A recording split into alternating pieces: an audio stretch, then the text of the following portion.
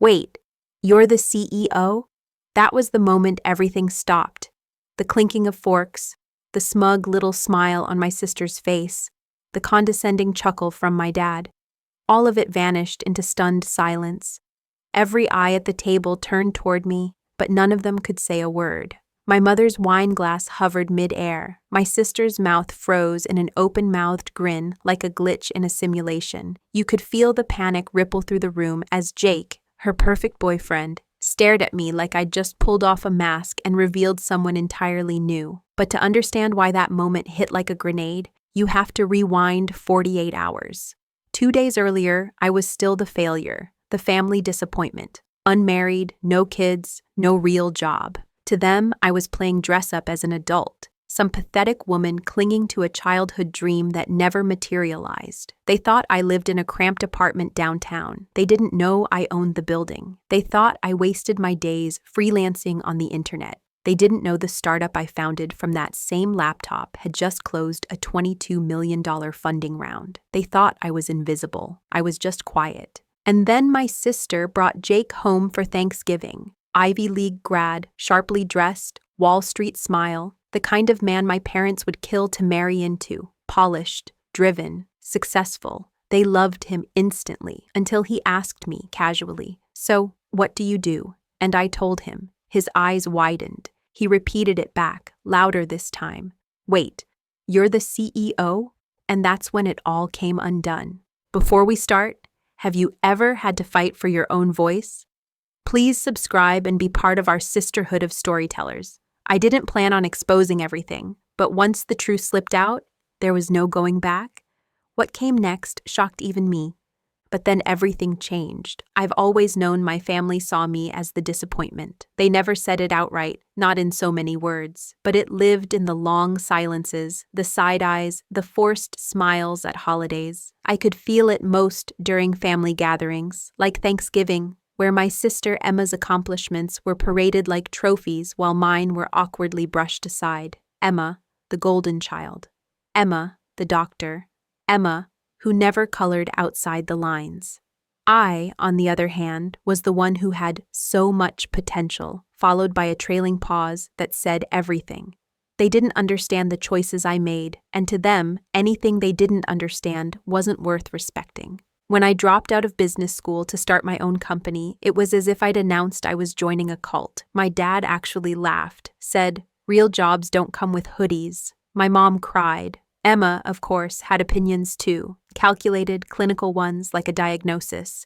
"You're making things harder on yourself for no reason." No one asked what I was building, or why. They didn't care. They didn't need to. They'd already decided I had failed. The truth was, it wasn't easy. The startup world isn't glamorous when you're eating canned soup 4 nights a week and pitching investors who won't even remember your name. There were nights I wondered if they were right. Nights I stared at my bank account and thought maybe I should just go back to the life they wanted for me. Safe, predictable, small. But something in me refused. I built in silence. I learned how to survive off rejection. I taught myself how to code because I couldn't afford to outsource. I didn't post about the sleepless nights or the wins or the moments that made me believe again. I just worked, alone. By the time Arcus Tech launched its beta, I'd stopped waiting for them to ask how I was doing. I knew they wouldn't. They liked the story better with me as the cautionary tale, so I let them have it. I showed up to holidays, dressed simply, kept my head down, answered freelance consulting when they asked what I was doing now. I saw the flickers of pity in their eyes, the exchanged glances between my parents. It didn't matter. I knew what was coming. The company didn't blow up overnight. It took 2 years before we landed our first major contract, another before we attracted serious VC interest. And then, in a span of 6 months, everything exploded. App downloads surged. Media features came in waves. We were named one of Forbes' startups to watch. My team grew from 5 to 40. We moved into a sleek downtown office I personally designed. My bank account changed. My stress level didn't. But what mattered most was that I had built something real, something they couldn't ignore forever. And yet, I still kept quiet. I never corrected them when they asked if I needed help. I let them believe I was barely getting by, because I wasn't building this to prove anything. Until the day Emma brought Jake home. and everything I'd kept hidden was forced into the light. Emma didn't just live in the spotlight, she thrived in it. From the time we were kids, she had this magnetic, polished presence that made people want to believe in her. She was the girl who won science fairs, dated quarterbacks, and graduated valedictorian without ever smudging her eyeliner. She followed every rule, every plan, and made sure everyone knew it. My parents clung to her achievements like life preservers, something to show the world so they could say, "See, we did something right." Every conversation in our house eventually circled back to Emma, her med school rotations, her new apartment, her upcoming engagement, which my mother talked about with the same reverence most people reserve for royal coronations. I couldn't fault Emma entirely. She played the game, but it wasn't her fault our parents refused to see anything else. She was their investment. I was their tax write-off. What made it worse was how flawless she looked while doing it all. Her Instagram was a curated highlight reel of lab coats, brunches, and loving captions from Jake, her boyfriend of 2 years. He was as polished as she was. Hedge fund analyst, perfectly tailored suits, expensive watch, the kind of smile that came with private school tuition and generational wealth. My parents were obsessed with him. My dad actually used the word impressive, which I'd never once heard applied to me. So when Emma texted me 2 weeks before Thanksgiving to say she'd be bringing Jake to dinner this year, I already knew what the evening would look like. My mother would dress the table like it was a spread for good housekeeping. My dad would uncork the fancy wine he only opened when someone he wanted to impress was coming over. And I would be asked to bring something simple, like rolls or napkins, to make sure I didn't somehow outshine the main attraction. I almost didn't go. Part of me wanted to stay in the city, order takeout, and spend the day in peace. But another part of me, maybe the one that hadn't fully let go of hoping they'd one day be proud of me, packed a bag and made the drive to the suburbs. When I arrived, nothing had changed. My childhood home still smelled like cinnamon and decades of unspoken resentment. Emma opened the door, perfect as always, her arms wrapped around me in a hug that didn't quite reach her eyes. Jake stood behind her, smiling politely, tall and sharp in his expensive coat. My mother greeted me like I was a well-meaning neighbor's child. My father barely looked up from his carving knife. For them, the star had arrived, and I was just the supporting act. Dinner began as expected. Polite small talk, backhanded compliments, and the occasional probing question meant to remind me of how little they thought of my life choices. And then Jake asked casually, "So what do you do?" And I answered honestly, for once. I said, "I run a tech company." He paused, looked at me more closely, and then asked a second time, this time slower, with something sharper in his voice. "Wait, you're the CEO?" The silence that followed Jake's question was a different kind of silence. Not the usual disinterest or awkward dismissal I was used to from my family. This one had weight to it, like a collective breath being held too long. My mother's hand froze over the mashed potatoes. My father's fork stopped midair. Emma's expression shifted, barely, but I saw it. That flicker of irritation, or maybe confusion, like someone had read a line from a script she didn't remember writing. I nodded, keeping my tone casual. "Yeah, I'm the founder and CEO of Arcus Tech. We launched about 3 years ago." I took a sip of wine, knowing full well the name wouldn't mean anything to my parents. But watching Jake's eyes widen was enough. He leaned forward slightly. "Wait, the Arcus Tech? The privacy software firm? That's you?" His voice held a different energy now. Not the polite, practiced interest of someone trying to make conversation at a family dinner, but the kind of curiosity that comes when a puzzle suddenly makes sense. My mother blinked. "Privacy? What kind of privacy?" Her tone was thin, like someone clinging to relevance in a conversation that had just veered out of her comfort zone.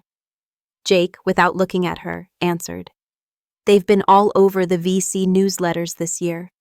Major partnerships, the Forbes list. Your daughter built one of the most promising cybersecurity platforms on the East Coast." He looked back at me with something new in his gaze, respect, maybe even admiration. It was subtle, but I noticed. So did Emma. She laughed, but it sounded off, tight around the edges. "I didn't realize your little app had taken off." I didn't correct her. I just smiled. "It's been growing faster than we expected. We closed a big round last month, Series B." My dad furrowed his brow. "Series what?" Jake jumped in again. Series B funding. It means institutional investors put money into her company to help it scale. It's a big deal. He glanced at me. You're probably sitting on, what, mid-eight figures in valuation? I didn't answer. I didn't need to. The room was already spinning without confirmation. My mom tried to recover. Well, it's just nice that you're doing something. Of course, Emma's schedule at the hospital is just nonstop. We barely see her. She was grasping now, trying to shift the spotlight back to her favorite child. Emma smiled, the practiced kind that didn't reach her eyes. I knew that smile. I'd worn it for years. I excused myself shortly after. I could feel the atmosphere shift the longer I stayed. The discomfort. The recalibration happening in real time. They weren't used to seeing me as anything but background noise. And now I had somehow stepped onto center stage without permission. As I closed the bathroom door behind me, I leaned against the sink and stared at my reflection. My heart was pounding, not from nerves, but from the quiet thrill of truth finally landing where it couldn't be ignored. For once, I didn't have to prove anything. I had already won. They just didn't know it until now. I stood in that bathroom for longer than I meant to. Not hiding, exactly, just exhaling, letting my shoulders drop in a way they hadn't all day. There was something surreal about watching the truth detonate in the middle of that dining room. For years, I'd lived in the shadow of what my family thought I was. To them, I was the cautionary tale, the daughter who couldn't quite pull it together, the one who had all the brains but none of the discipline. But in that moment, with just a few words, "You're the CEO," the entire narrative cracked. And they didn't know what to do with the pieces. The thing about success when it comes quietly is that people rarely notice it unless you force them to. And I never did. I let them believe what they wanted to believe because correcting them felt exhausting. When my company started turning a profit, I didn't share it. When we moved into our first office space, I didn't post a picture. I watched from the sidelines while my mother bragged about Emma's first rotation, her engagement plans, her new condo. I stayed silent through conversations where I was pitied or ignored or asked if I needed help making rent. I let them think I was lost. Because proving them wrong wasn't the goal. Building something real was. But sitting there, staring at my own reflection, I felt a strange pang of sadness beneath the satisfaction. They'd known me my whole life, and still, they never once thought I was capable of more than scraping by. Not once had they asked what I was creating, what I dreamed of, what kept me up at night. I thought about the nights I'd slept under my desk, coding until my fingers went numb, the rejection emails, the investor meetings where I was talked over and underestimated, the nights I celebrated a win alone with takeout and a cheap glass of wine because no one in my life cared enough to ask how things were going. Those were the invisible accomplishments, the ones no one clapped for. The ones I had to hold close to keep myself going. I flushed the toilet out of habit, ran the tap, and gave myself a final once-over. Calm, composed, unbothered. That's what they'd see. Not the girl who used to cry in her car after family dinners. Not the daughter who once begged for a sliver of acknowledgement. No, this version of me was new, and I wasn't shrinking back into silence. When I returned to the table, conversation had shifted. Jake was talking to my dad about fintech, clearly trying to smooth things over. Emma was quiet, her fork pushing food around her plate. My mother offered me dessert with a smile so brittle I could hear the crack in her voice. I thanked her, sat down, and rejoined the meal like nothing had changed. But everything had.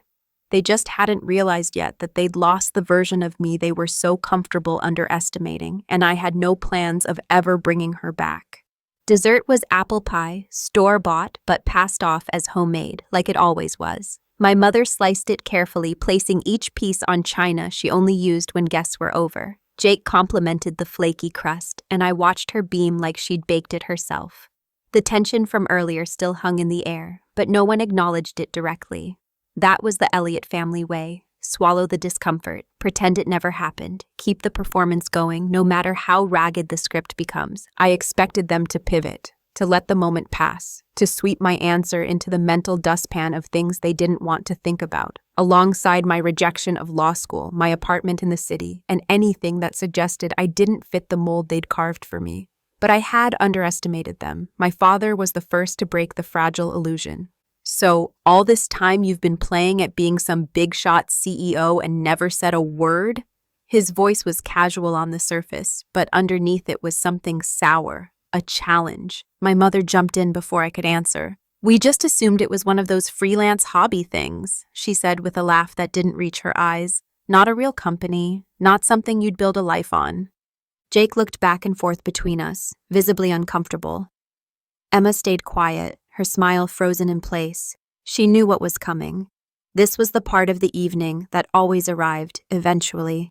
The roast disguised as concern, the polite takedown wrapped in, "We just want what's best for you." "I'm just surprised," my dad continued, setting his fork down, "that you didn't think to tell us. Or maybe you didn't want to because you knew we'd have questions." I smiled, slow and measured. "I didn't think it mattered to you," I said. "It's not like anyone's asked what I've been doing for the last few years." My mother's face stiffened. "That's not fair, Mackenzie. We've always wanted you to succeed. We just didn't think, well, that you'd actually make something out of this tech thing." There it was, the honesty behind the smile. They hadn't believed in me, not ever, and now that I'd proven them wrong, they were scrambling to reframe the narrative, as if my success was somehow an accident they were entitled to comment on.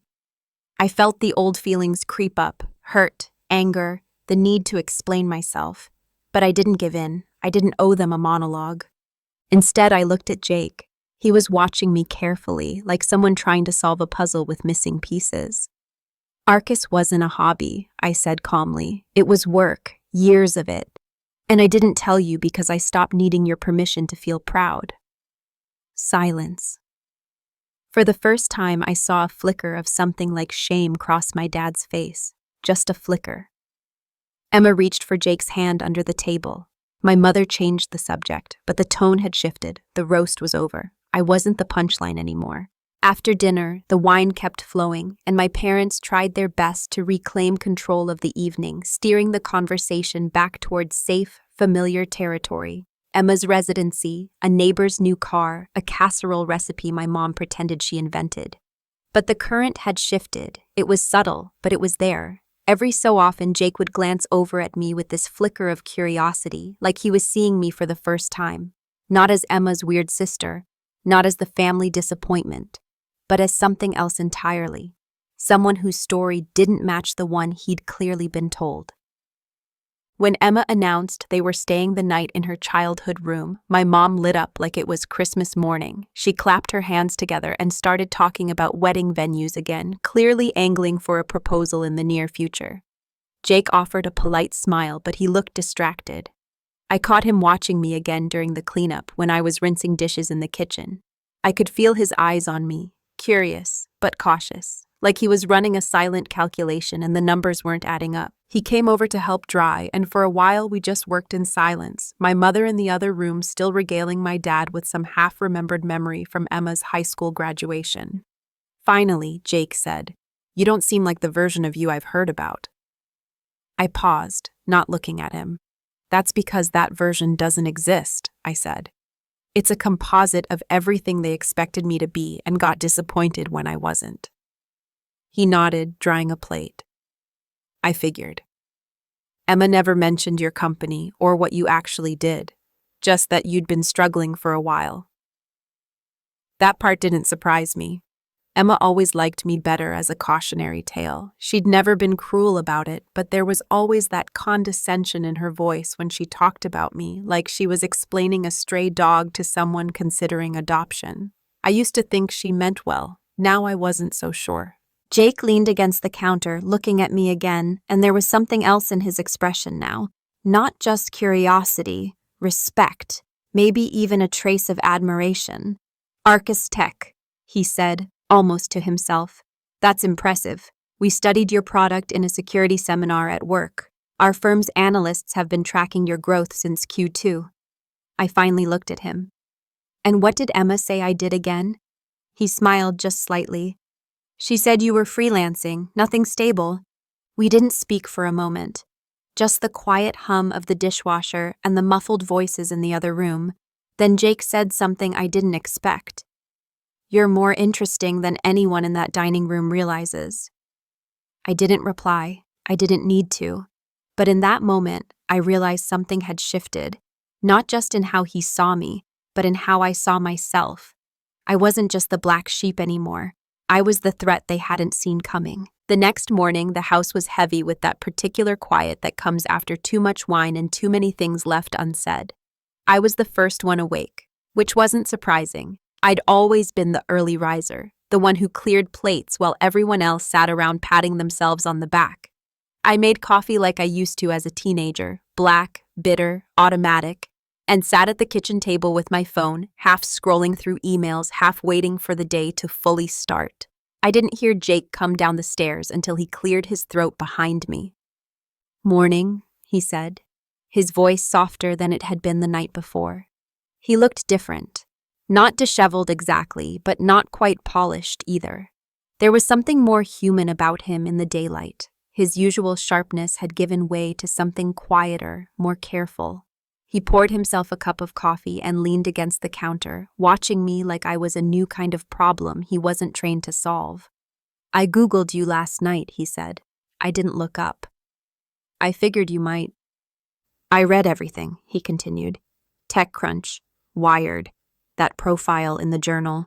You've built something serious, Mackenzie." The way he said my name was deliberate, like he wanted to separate me from the version Emma had written into their family mythology. I set my phone down and finally met his gaze. That look in his eyes, I'd seen it before, but never directed at me. Recognition, that shift from indifference to respect, from assumption to awareness.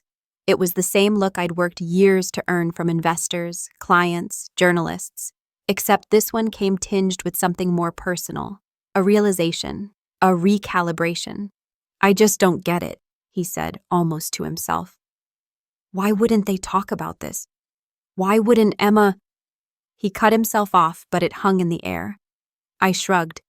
"Because it doesn't fit the story they like to tell. Emma's the successful one. I'm the mess they get to feel superior to. My accomplishments disrupt that balance, so they ignore them or erase them entirely." Jake looked down at his coffee. "She said you were struggling, that you were working on a startup that never really went anywhere." There was no malice in his voice, just confusion, maybe disappointment, maybe the beginning of something deeper. I let the silence stretch, let the weight of that truth sink in without softening the edges. Then I said, "Maybe that's what she needed you to believe." He didn't argue. He just nodded slowly, the gears turning behind his eyes. That's when I knew. The shift was complete. He saw me now, not just as Emma's sister, not just as a guest in the background of their perfect little narrative, but as someone who had rewritten her own story while everyone else was busy ignoring the pages. And the look on his face told me he was wondering just how much else he'd missed. By the time everyone else dragged themselves into the kitchen, Emma in designer loungewear, my mother in a robe she wore like a badge of domestic honor, my father already half buried in the newspaper, the tension had grown legs. It paced around the room, invisible but breathing in every corner. Jake and I hadn't said much since that moment over coffee, but something had passed between us that couldn't be taken back. His eyes lingered longer, his silences stretched deeper, and Emma noticed. She walked in like she always did, performing warmth instead of offering it. Her hand slid over Jake's shoulder in that possessive way some women use when they sense something slipping. "Did you sleep okay?" she asked him, all sweetness.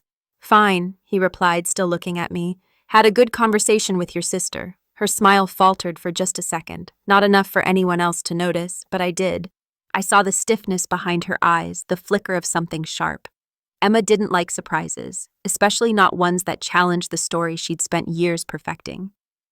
We sat down for breakfast. Small talk resumed, like glue holding together the cracks. My dad talked about stock options he didn't understand. My mom asked Emma if she'd decided on a color palette for her hypothetical wedding. And then Jake, with the precision of a surgeon and the timing of a bomb, looked up from his toast and asked, "How come you never told me Mackenzie was the CEO of Arcus Tech?"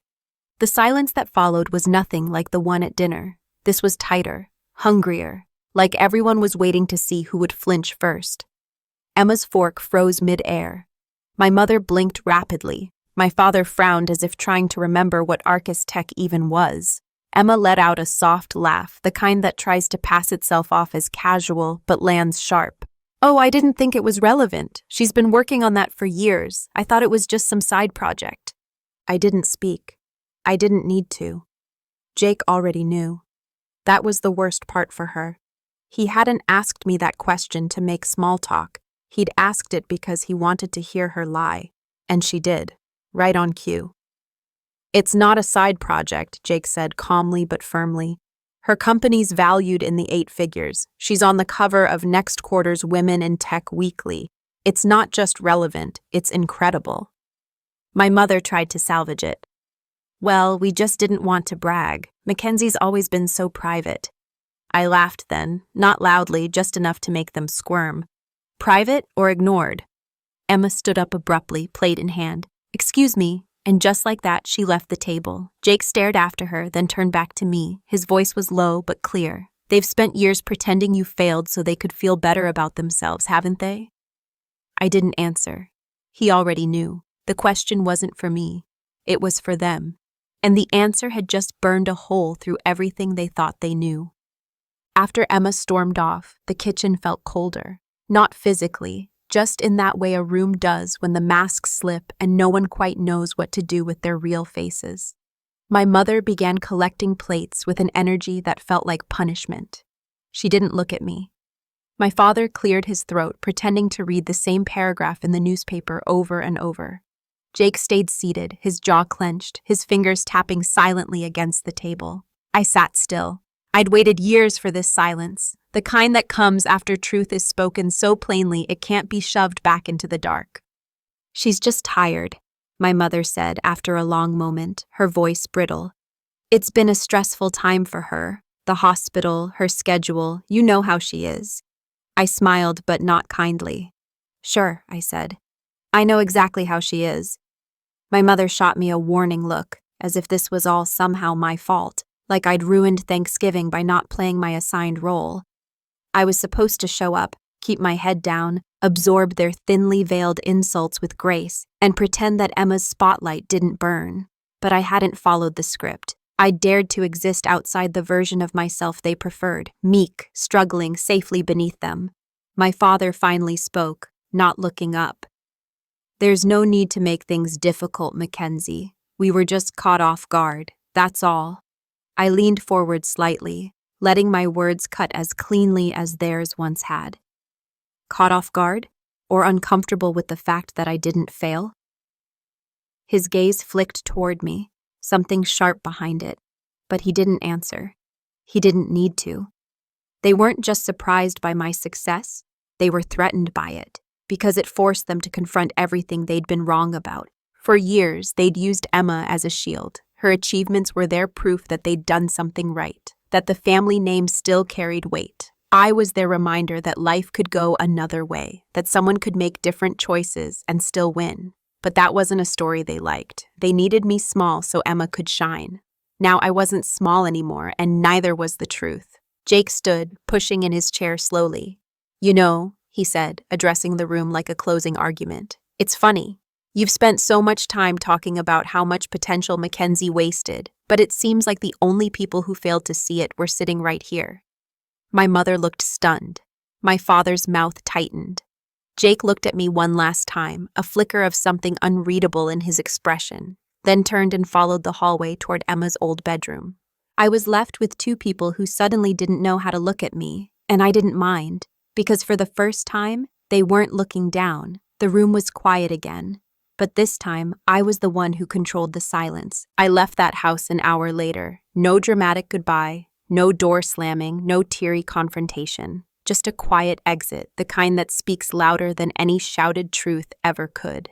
My mother tried to guilt me with a passive, "You're really leaving already?" My father didn't even look up from his paper. I walked out the front door with my overnight bag and dignity, both zipped tightly shut.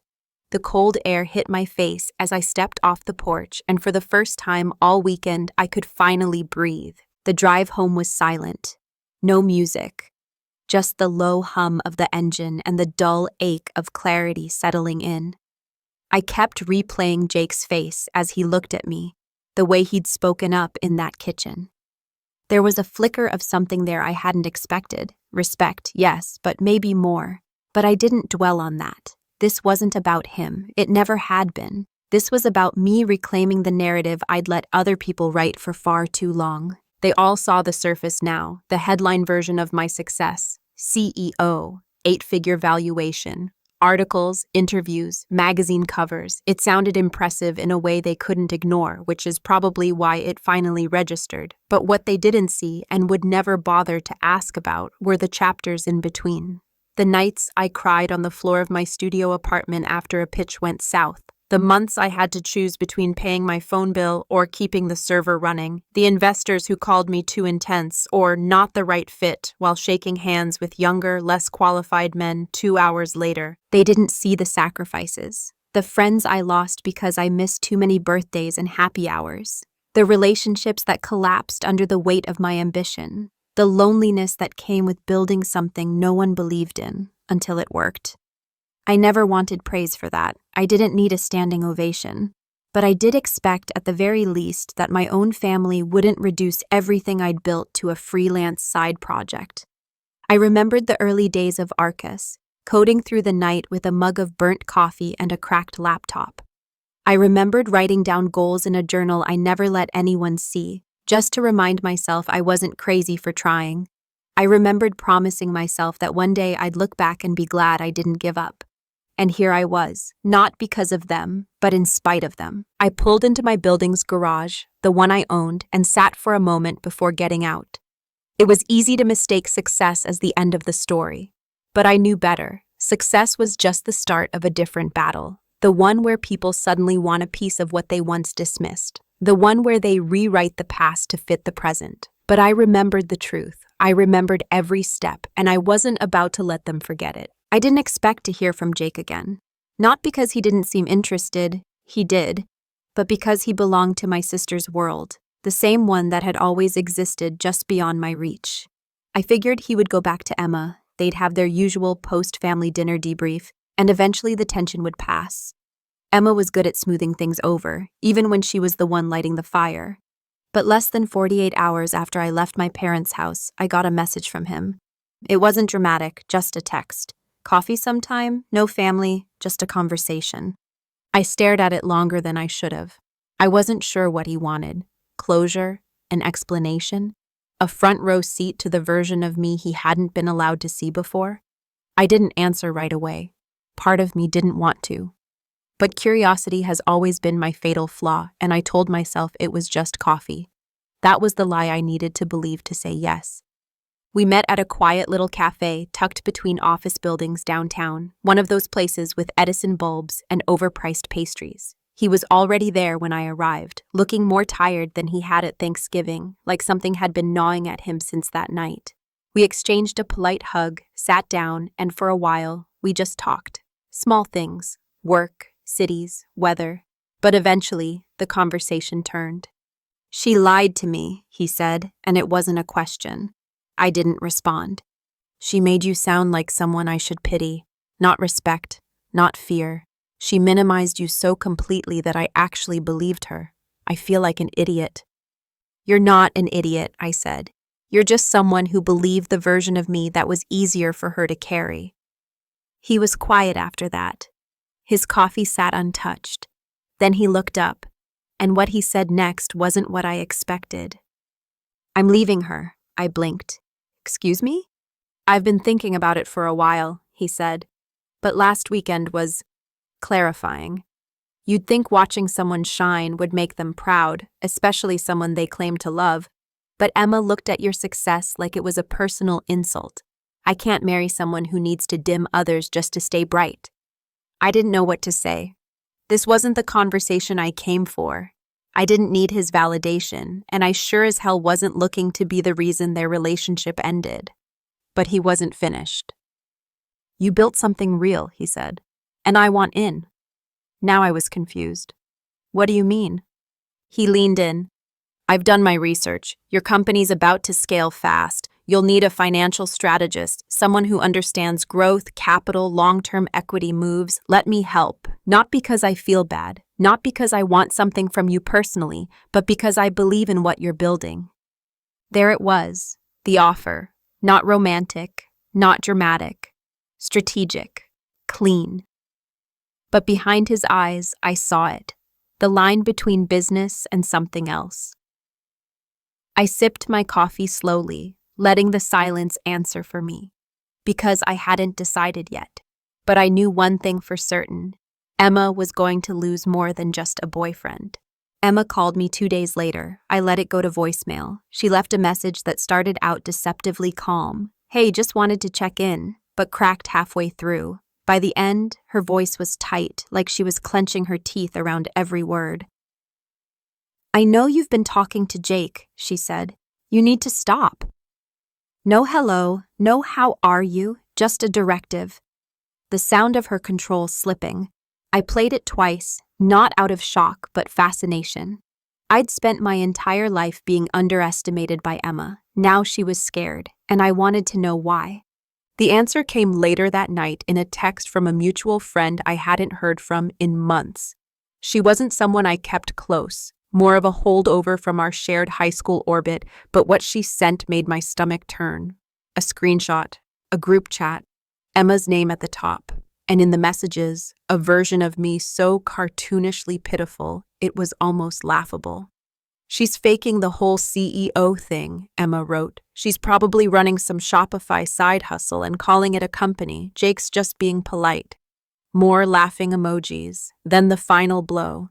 "It's sad, really. She's always needed attention. She just found a new costume to wear." I didn't cry. I didn't even feel angry right away. Just cold, hollow. Like someone had knocked the wind out of me and left the door open behind them. It wasn't just the lie, it was the ease with which she told it. The joy she seemed to get from dragging my name through the dirt, not to my face but behind closed doors where she thought I'd never hear it. I remembered how she used to fix my hair before school when we were little, how she'd hold my hand on field trips. I remembered the way she looked at me when I got my first rejection letter from grad school, like she was almost relieved, like my failure confirmed something safe in her world. I used to mistake that look for concern. Now I knew better. I didn't respond to the text. Instead, I opened a folder on my desktop titled Proof. Inside were screenshots, signed contracts, press clippings, term sheets, valuations, every receipt I had, curated, organized, time-stamped. I wasn't compiling it out of ego. I was preparing for war. Because if Emma wanted to turn this into a story about who I was, she'd chosen the wrong narrator. I sent one message to Jake, short, direct. "I have something you need to see." And I waited, not for revenge, not for vindication, for the moment when she'd realize that the version of me she'd sold to everyone no longer existed, and the real one had just stepped into the spotlight, holding the truth in both hands. She tried to bury me in lies, but all she did was dig her own grave. Jake responded within 10 minutes. "I'm on my way," was all he said. No questions, no hesitation. And somehow, that told me everything I needed to know. 35 minutes later, he was standing in my living room, a familiar tension in his shoulders, the kind you wear when the truth is heavier than the lie you've been told to believe. I didn't waste time. I opened my laptop, pulled up the folder labeled Proof, and slid it in front of him. For the next 10 minutes, he said nothing, just scrolled, legal documents, SEC filings, cap table summaries, investment round closures. He looked at every piece like a detective double-checking a case file he was sure had been tampered with. By the time he reached the last item, an email thread between me and a Forbes editor confirming an upcoming cover shoot, he sat back in silence. "She said you were lying," he finally said. "Told me last night that you were embellishing everything, that your company was smoke and mirrors, that she'd fact-checked you herself." He shook his head, jaw tightening. "She really thought I wouldn't look deeper." "She counted on it," I said. "That's how it's always worked. Emma doesn't lie to you with facts. She lies with confidence, and people believe her because she looks the part." He nodded slowly. "She's smart, but she's calculated. And I think she's been playing everyone, including me." The thing about betrayal is that it doesn't arrive all at once. It unravels in layers. First comes the disbelief, the part of your brain that still wants to give the benefit of the doubt.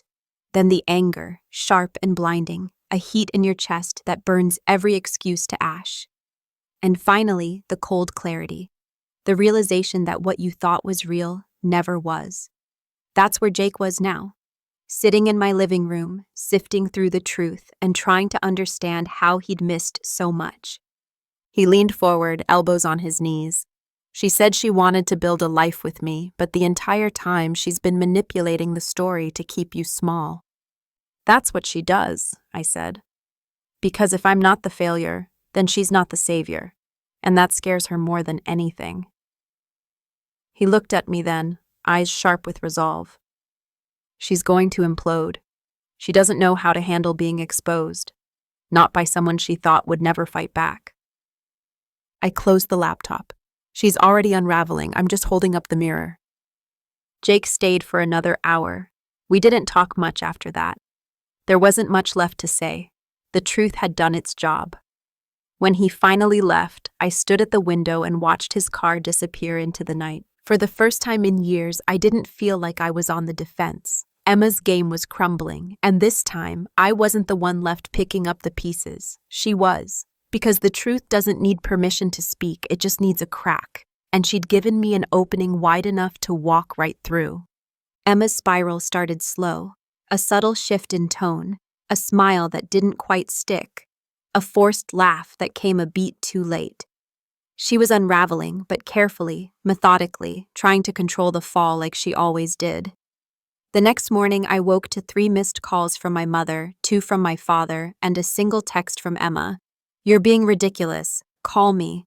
That was the beginning, the attempt to gaslight, to fold the situation neatly back into her narrative. It was the first move in the only game she really knew, reputation control. By noon, she'd posted a photo on Instagram of her and Jake at some dinner weeks ago, captioned with a heart emoji and a quote about resilience. It was desperate in its precision, designed to tell the world she was unbothered, thriving, untouched by any rumors or fractures behind the scenes. But her followers didn't know that Jake hadn't returned her calls in 2 days. They didn't know he'd walked out of her apartment that morning without looking back. They didn't know that her world was cracking under the weight of a truth she never thought would surface. I didn't respond to the text. I didn't answer the calls. Instead, I did something she never expected. I said nothing. Silence, after all, is louder than screaming when someone is waiting to be defended. And Emma was waiting for me to lash out, to engage, to give her the villain she could point to.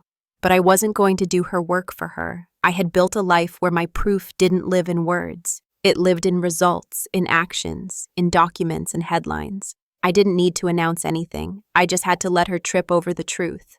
But that didn't mean I wasn't prepared. I reached out to my PR advisor, a woman who had helped manage Arcus Tech's image since our first funding round. I explained the situation, not in emotional detail, just facts. My sister, personal sabotage, potential character defamation. We agreed to draft a statement, not to publish, but to hold in case things escalated.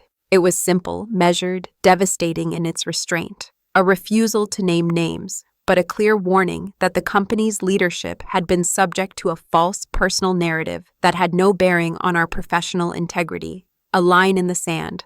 Calm, professional, lethal. Emma's second move came 3 days later, a passive-aggressive blog post on her personal website about toxic women in tech and how some people inflate their titles to feel powerful. She didn't name me. She didn't have to. The timing did it for her. But here's the thing about trying to discredit someone whose reputation is built on proof. There's nothing to latch onto, no cracks to wedge lies into. I didn't respond. Instead, I quietly sent the post to my legal team. She thought this was about who could scream louder. She forgot I built my empire in silence. And silence, when backed by facts, always wins the long game. It happened sooner than I expected. I was in a meeting with my lead developer discussing updates to our encryption framework when my phone started vibrating non-stop. Not texts, notifications, mentions, tags, shares. I didn't panic. I'd been through viral moments before. Usually it was press coverage or some cybersecurity breach in the news that made our product relevant again. But this was different. It was personal. I opened Twitter and saw it immediately. A tech media account had posted a teaser of the upcoming Women in Tech Weekly cover. My name, my face. The headline in bold letters, Mackenzie Elliott, the quiet architect of digital privacy. There was no going back now. The full piece wouldn't drop for 3 more days, but the teaser alone was enough. Within hours, my inbox was flooded with congratulations, media inquiries, interview requests. LinkedIn exploded. Former classmates, old colleagues, investors who'd once passed on me, all crawling out from wherever they'd been, suddenly remembering they'd always seen my potential. I didn't respond to most of them. I'd learned long ago that proximity to success makes people remember things differently. But what mattered more was the audience I hadn't chosen, the one that was watching from the shadows. I knew my family saw it, knew Emma saw it. Her silence was deafening, not even a performative congratulations text, which meant she hadn't figured out how to spin it yet. She was probably still staring at her phone, reading the headline over and over, trying to rationalize how the sister she'd dismissed as a phase had just landed the cover of a national tech publication. Jake texted me that night. Saw the teaser, couldn't be prouder of you. Simple, genuine, clean. I appreciated it more than I let on. The next day, the invite arrived. A black envelope with gold foil lettering, the Catalyst Foundation's annual tech gala. Exclusive, influential, the kind of event my company used to admire from afar. This year, they wanted me to be a featured guest. We'd be honored to spotlight your contributions, the email read. It wasn't lost on me that the event would be crawling with people like Emma, image-obsessed professionals whose worth was measured in curated social feeds and status symbols. And I wasn't just attending, I was being featured. I didn't tell anyone I was going. I just showed up. Custom gown, clean lines, minimalist, a nod to the aesthetic I'd built my brand on, my name on the digital screens at the entrance, my company's logo on the sponsorship banner. Photographers snapping photos as I walked in. The room was filled with people who had once doubted me. Now they couldn't stop watching. That night wasn't about revenge, it was about visibility. Emma had tried to bury me in silence, but now the silence belonged to her. I didn't need to shout, I just needed to walk into the room she never imagined I'd own, and let her watch the world applaud without her in the frame. 2 weeks after the gala, I got the invitation, a group text from my mother, painfully cheerful. Sunday dinner at our place, just family, hope to see everyone. The message landed like a pebble tossed into still water. I didn't respond right away. I stared at it, rereading each word, hearing her voice in my head, cloyingly warm, like everything was fine, like the last month hadn't happened. Like she hadn't ignored the article, the gala, the unraveling of her perfect daughter's perfect life. It was a trap, of course, an attempt at damage control disguised as a meal. Still, I went. Not because I wanted reconciliation. That wasn't on the table and never had been. I went because sometimes closure looks like returning to the scene of the crime and realizing the locks on the doors no longer scare you. The house was the same. Beige walls, family portraits hung with surgical precision, the scent of pot roast and lavender air freshener mixing in the air like some nostalgic lie. My mother greeted me at the door with a smile stretched too wide. "Oh, you made it," she said like she was surprised. My father gave me a nod from the recliner. Emma was already at the dining table, dressed casually, like she hadn't spent the last few weeks pretending I didn't exist. She didn't stand up, she didn't look at me. But Jake did. Yes, he was there. That part I hadn't expected. He stood when I entered, offered me a seat across from him. Our eyes met, briefly, just long enough for me to read the silent apology in his expression. He hadn't come back for Emma. That much was clear. This wasn't a reconciliation dinner. It was a front. A final attempt to pretend the family unit still existed. But it didn't. Not really. We ate in shallow conversation. My mother tried to drag the tone toward normalcy, asking about work, about the article, as if she hadn't read it twice and memorized the headline. My father grunted his way through a story about taxes. Emma said nothing. Her fork moved across her plate, untouched. I almost pitied her, sitting in the ashes of the version of herself she'd worked so hard to protect. Then, halfway through dinner, my mother said it. "We're just glad everyone's getting along again. That's what family does. It forgives, it forgets, it moves forward. I set down my fork slowly. I haven't forgotten anything, I said, voice calm. And forgiveness isn't a reset button, it's a boundary. The silence that followed was absolute. Jake looked down. Emma stared at me, mouth tight. My father reached for his water. My mother blinked as if she hadn't rehearsed for that response. I finished my dinner, stood and thanked them for the meal. Then I turned to Emma. I'm not here to be accepted anymore. I'm here to say goodbye. And I meant it. Because closure isn't always a conversation. Sometimes it's just leaving the room without waiting to be dismissed. I didn't hear from Emma for a week after that dinner. No texts, no fake check-ins, no damage control, just silence. The kind that doesn't feel like peace, but preparation. I knew her well enough to understand that silence wasn't surrender, it was strategy. So when Jake showed up at my office unannounced on a Thursday morning, I wasn't surprised. What surprised me was what he came to say. He looked nervous, not like someone coming to confess, but like someone standing on the edge of something they couldn't walk back from. We need to talk, he said. I waved him into my office, nodded for my assistant to hold my calls. He stood there for a moment, hands in his pockets, not quite looking at me. She's trying to ruin you, he said finally. Emma, she reached out to one of your investors, told them you fabricated part of your funding history, tried to imply the valuation was inflated. I only know because the investor called me directly. He wanted to know what was going on. I didn't flinch. I had expected a move like this eventually. When someone's identity is built on your failure, your success becomes an existential threat. Still, hearing it out loud felt like a punch I saw coming too late to block. What did you say? I asked. Jake met my eyes then. I told him the truth, that she was lying, that you've done everything by the book and then some, that your documentation is airtight, and that frankly, she's unraveling. I stared at him, trying to find the angle. Why are you telling me this now? I asked. You could have walked away. You already have. He hesitated, then pulled something from his coat pocket, a folded document. He handed it to me. I unfolded it slowly, scanning the header. A signed statement, legal, clear, affirming the legitimacy of my company's growth, signed by him as a financial professional and former consultant to several VC firms. I'm not just telling you, he said. I'm putting my name on it, in writing. I know that won't fix everything she tried to do, but I'm not going to be complicit in her story anymore. There was a pause, the kind that swells with things neither person wants to say out loud. I think she always resented you, he added, not for failing, but for having the courage to try on your own. I folded the paper and set it on my desk. My voice was steady, but colder now. You were part of her story for 2 years. You knew who I was before you knew me. That's not nothing. He nodded, accepting the weight of it. I'm not here to make things right, he said, just to make them honest. I didn't thank him. I didn't forgive him, but I didn't stop him from walking out either. Some betrayals burn clean. Others leave a scar you don't feel until someone presses their apology right against it. And I wasn't finished healing. Not yet.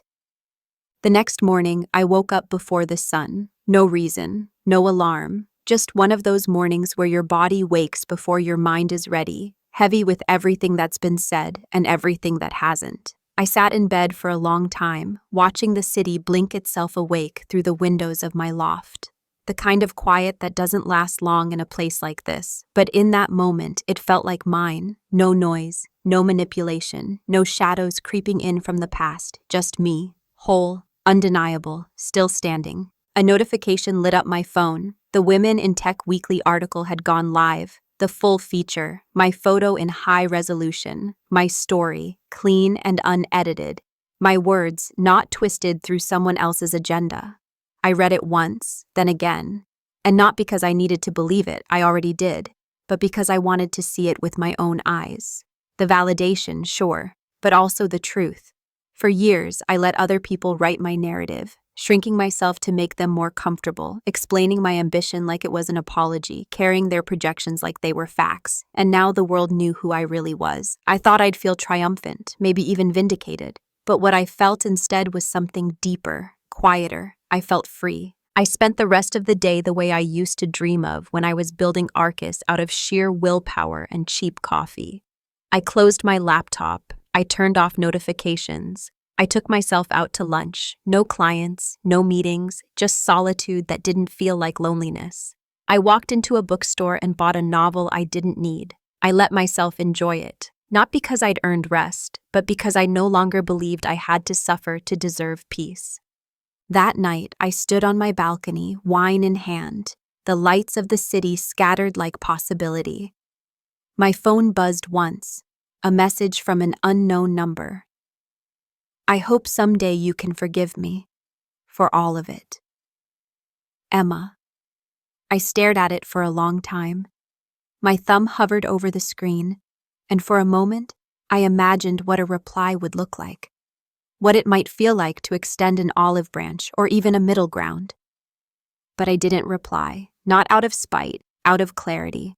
Forgiveness is not a door you open just because someone knocks. It's a threshold you cross when you're ready, and I wasn't. Not yet. Maybe not ever. Because the truth is, Emma's betrayal wasn't just personal, it was structural. It was every dinner she rewrote the script of my life in whispers, every time she made me smaller to make herself bigger, every lie she told that people believed because it was easier than confronting what they didn't want to see. And now they saw me. Not as an echo, not as a shadow, not as a failure, but as myself, and everything changed. A year ago, I sat at the same Thanksgiving table invisible, spoken over, pitied, dismissed. My name floated somewhere beneath my sister's accolades, my voice barely registered beneath their carefully stacked expectations. I was the family's cautionary tale, the girl who had all the brains and none of the direction, the one with a startup no one believed in, a dream too inconvenient to be taken seriously. They called it freelancing, a phase, something I'd grow out of. Today, people say my name in rooms I've never walked into. My company is cited on investor panels. Thought leaders reference my metrics in LinkedIn posts. The article about me has been reposted over 100,000 times across platforms. The same investors who once ghosted my pitch decks now slide into my inbox with lunch invitations and polished apologies. The same family friends who once whispered behind my back now use my story as a motivational anecdote to their kids. Even Emma's circle, those girls who used to smirk and sip wine while talking over me, shared the Women in Tech article like they'd always known I was destined for something more. But success was never the goal. Clarity was, and the moment that made everything shift, the real power reversal, came quietly. It was a week after the Women in Tech Weekly feature went live. I had just finished speaking on a private panel for early-stage founders, 50 seats, invite only, curated with precision. Afterward, as I stepped off the stage, a man approached me, gray suit, perfect haircut, and a handshake I remembered all too well. He was one of the first VCs to pass on Arcus Tech, telling me I wasn't scalable. Now, his smile was tight and calculated. "We've been hearing great things," he said. "Would love to be part of your Series C, maybe lunch sometime?" I didn't flinch, I didn't gloat. I simply said, "We're already oversubscribed, but thank you for the interest." Then I turned and saw Emma, standing just inside the side entrance, not clapping, not smiling, just watching, silent. Her expression unreadable, but her eyes said it all. She wasn't the star of the room anymore. I was. And for once, she had no script prepared for this version of me. That was the power reversal, not revenge, not some public takedown, just truth, visible, undeniable, unavoidable. She couldn't silence it, spin it, or erase it, not this time. And I didn't need to say a single word. To anyone watching this who's ever been dismissed by your own blood, who's ever had to build in silence because the people closest to you couldn't see your vision, this is your reminder. You don't need their belief to be valid. You don't need their support to be real. Build anyway, grow anyway, be loud when you're ready, be silent when you need to. But whatever you do, don't shrink to fit their comfort. If this story spoke to something in you, leave a comment. Have you ever been underestimated by your own family? What did you do to reclaim your voice? Like, subscribe, and send this to someone who's tired of being told to be grateful for crumbs, because they said I failed, and then they had to watch me win. We're grateful you stayed with us. For more stories of women reclaiming their voice, click on the left and subscribe to stay connected. May this be a reminder your story has power too.